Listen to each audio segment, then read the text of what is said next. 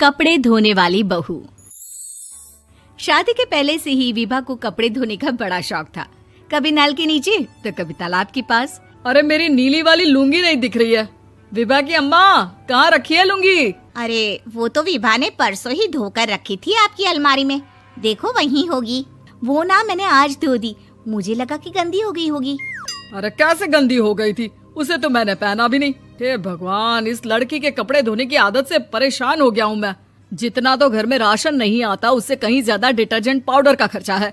इसकी शादी करवा दो, शादी जाए अपने घर में ही करे काम, फिर चाहे घर के कपड़े धोने हो या पूरे गांव के। हाँ ठीक बोल रही हूँ, देखता हूँ मैं कोई लड़का। वो दिन भी आ जाता है जब विभा को देखने लड़के वाले आ जाते हैं। लड़की मुझे अच्छी लगी। होने वाली सास कहती है, बेटी अगर कुछ पूछना है तो पूछ लो। वैसे तो हमारी लड़की बहुत ही शर्मीली है, जो बोल दो वो मान लेती है, इसे क्या पूछना होगा। अरे कैसी बात कर रही हो माँ, मुझे इन लोगों के घर रहना है, सवाल तो कई है। हाँ हाँ बेटा, पूछ लो ना, क्या पूछना है। आप लोगों के घर कपड़े कौन धोता है? सास का मुंह बन जाता है। देखो, अगर तुम ये कहना चाहती हो कि तुम्हें कपड़े धोने नहीं आते तो सुन लो, कपड़े मैं ही धोती हूँ, लेकिन तुम्हारे आ जाने के बाद मैं रुमाल तक नहीं धोऊंगी। अरे चुप रहना भाग्यवान, बहू बेचारी घर आई नहीं, उसे डराना शुरू कर दिया। वो क्या है ना बिटिया, अभी तक तो ये कल्लू की माँ ही धोती थी, लेकिन अब तुम्हारे पापा तो दहेज में वॉशिंग मशीन देंगे ही। तभी विभा की माँ बोल पड़ती है, सवाल भी पूछा तो क्या। वैसे भाई साहब, मशीन की तो फिर भी कपड़े धोने की कैपेसिटी होती है। मतलब जो बिटिया दे रहे हैं ना विभा, इसे कपड़े धोने का बहुत शौक है। ये आप लोगों के क्या, आस पड़ोस गांव मोहल्ले सबके कपड़े धो दे और उफ तक ना करे। बाहर देखा नहीं आपने कितने कपड़े सूख रहे हैं? सब हमारी बिटिया ने ही तो धोए हैं। बस भी करो ना माँ, शर्म आ रही इतनी तारीफ सुनकर। और तो और एक दाग निकाल कर दिखाओ तो मान जाऊं। हाँ अच्छा, माफ करना बेटा, मैंने गलत समझा। हमें तो रिश्ता बहुत पसंद है। और ऐसे जुड़ जाता है रिश्ता कपड़े धोने का शौक रखने वाली विभा का। उसकी शादी हो जाती है कोयला फैक्ट्री में काम करने वाले कल्लू के साथ। शादी के बाद अचानक विभा चिल्लाती हुई सास के पास आती है। सासू माँ, अरे सासू माँ कहाँ है आप? ये तो धोखा है, धोखा दिया आप लोगों ने मुझे। इसे ससुर के चक्कर के बारे में पता चल गया। अरे तो उसमें तुझे क्यों धोखा मिला है? अरे नल में पानी नहीं आता, कपड़े कैसे कब धुलेंगे? अच्छा, तू पानी नहीं आ रहा उसकी बात कर रही है। तो आपने क्या सोचा? कुछ नहीं। अच्छा, तेरी माँ ने कहा था कि कपड़े धोने का शौक है तुझे, याद आया मुझे। शौक बोलकर कपड़े धोने वाले मेरे जुनून को कम ना आके सासू माँ, कपड़ा धोना मेरा गुरूर है।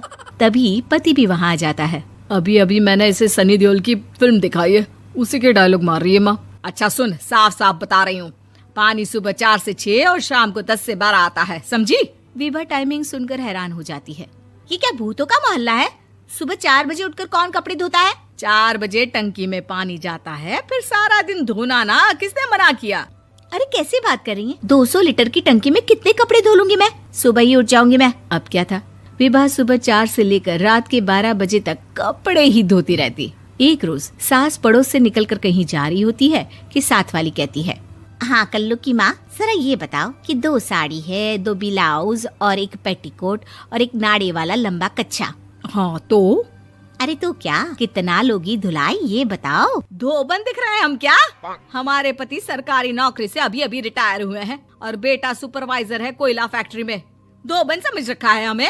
हाय रे कल्लू की अम्मा, माफ कर दो, वो तो मोहल्ले में यही सब बता रहे थे कि तुमने बहू को कपड़ा धुलवाने के काम में लगा दिया है। सास को पड़ोसन की बात सुनकर गुस्सा आ जाता है। वो घर पहुंचती है जहां घर के बाहर ही इतने सारे कपड़े सूख रहे होते हैं जितने कि किसी धोबन के घर पर। अरे ओ कल्लू की दुल्हन, बाहर निकल।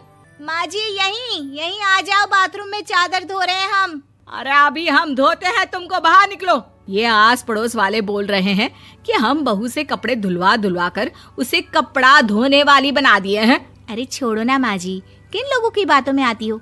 आस पास के लोगों का तो काम ही होता है कि वो किसी तरह सास बहू को लड़ा दे। बहू सारे घर के कपड़े धोती है, ये क्या कम है?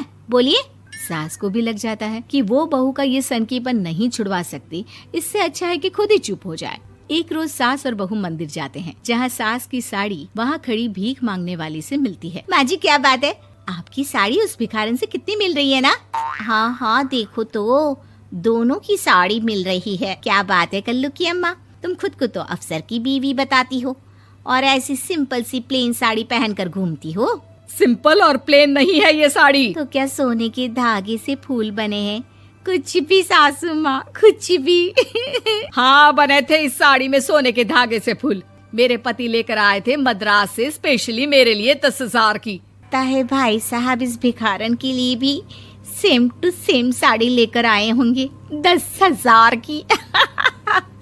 सास उस वक्त तो कुछ नहीं कहती, लेकिन बहू के साथ घर आती है और अलमारी से एल्बम निकाल कर लाती है। ये साड़ी देख रही है, ये वही साड़ी है जिसे मैंने अभी पहना था। इस साड़ी में ये जो चमकदार फूल दिख रहे हैं ना, ये सोने के धागों से काढ़े गए हैं। लेकिन तू लोकल वॉशिंग मशीन ब्रश से घिस घिस कर सारे फूलों को निकाल कर साड़ी प्लेन कर दी। मुझे माफ कर दीजिए सासू माँ। और तो और, जब मैंने तुझे तेरी गलती के लिए कुछ नहीं कहा, लेकिन तूने तो सबके सामने मेरा मजाक ही बना दिया। क्यों? बहू को समझ में आ जाता है कि अब से उसका कपड़े धोना बंद।